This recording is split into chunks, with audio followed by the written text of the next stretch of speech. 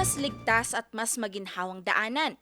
Yan ang hatid ng bagong footbridge sa Sitio Purao sa bayan ng Pugo, La Union. Sa pangunguna ni Mayor Kurt Walter Martin, katuwang ang Team Pugo, matagumpay na naipatayo ang tulay na ito na magpapadali sa buhay ng mga residente. Isa itong malaking tulong para sa mga mag-aaral, manggagawa at iba pang gumagamit ng daanang ito araw-araw.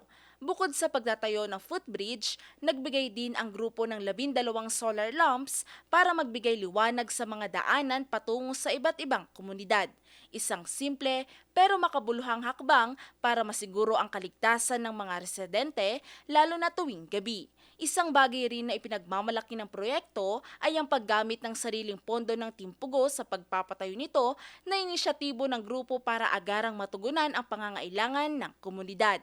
Sa seremonya, pinangunahan ni Reverend Father Felix Liberato Gatchalian ang pagbasbas ng footbridge. Lubos naman ang pasasalamat ng mga residente kay Mayor Kurt Walter Martin at sa buong Team Pugo sa kanilang walang sawang suporta sa bayan.